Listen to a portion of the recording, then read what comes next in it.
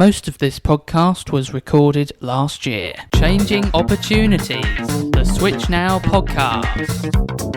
Hello, I'm Ross Watchman and welcome to the Switch Now podcast, a chance for you to find out how we work here at Switch Now.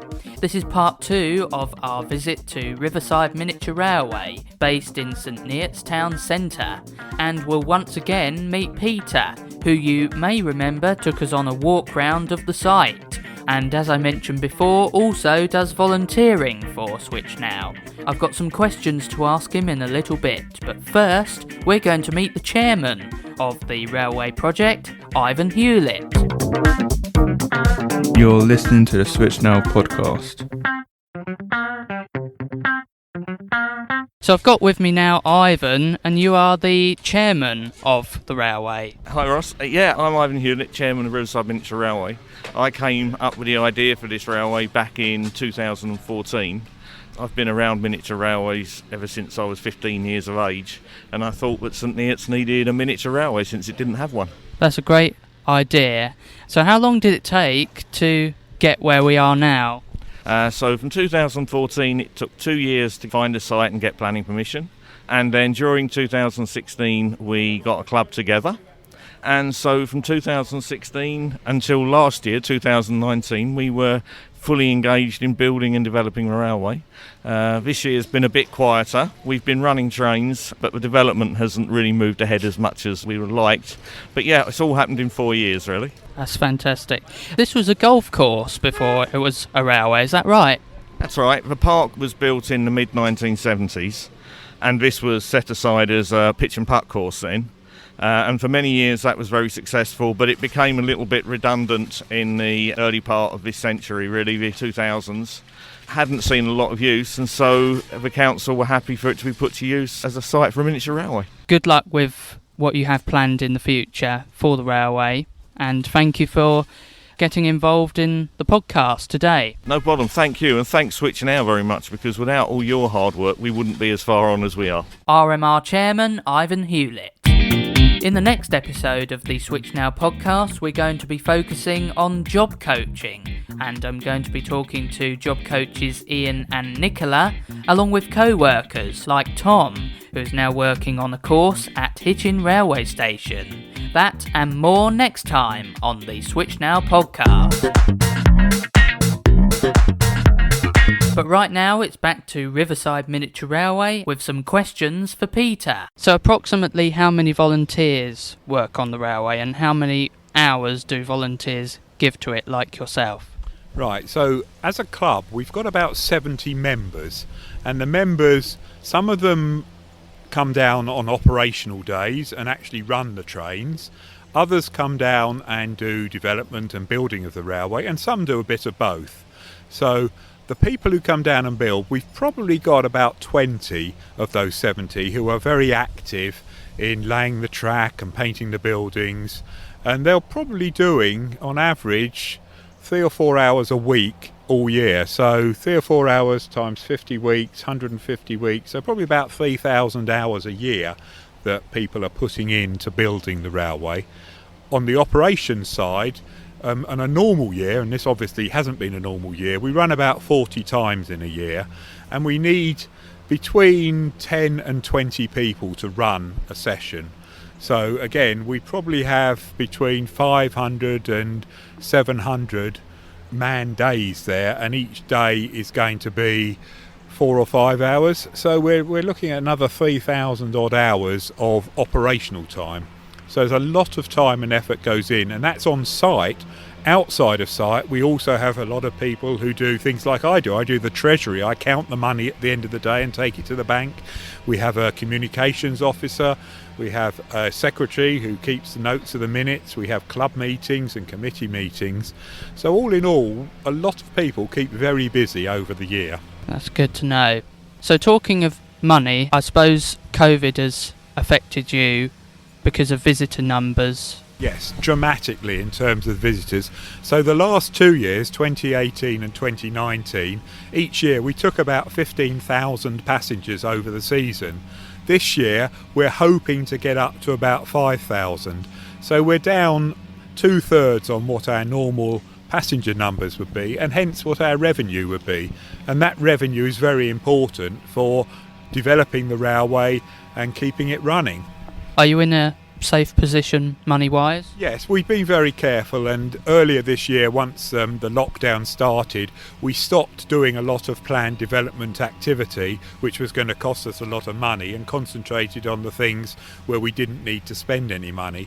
So that meant that we kept enough money in the bank to keep us running. It costs several £1,000s a year just to have the railway here, because we have to pay for insurance and lighting and water and all the sort of normal bills that you have to run a house.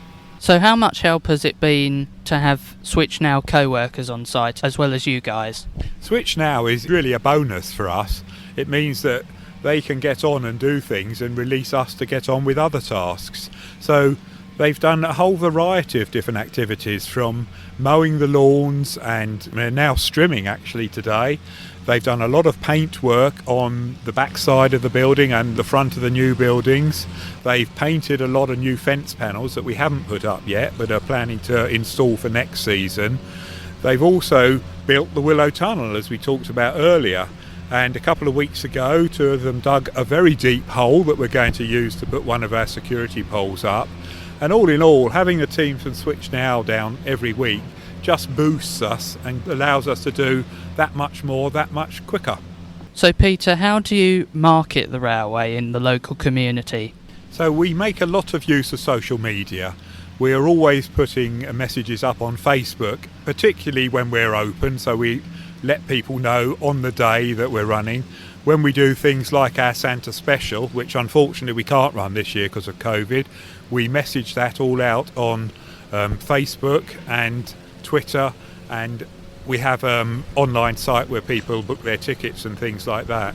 So we've also had broadcasts on Black Cat Radio, on Radio Cambridgeshire, and now on Switch Now podcasts. So we're getting out to all and everybody. Talking about the security poles, what is the security around here now? And have you had anything more of a problem to it or not?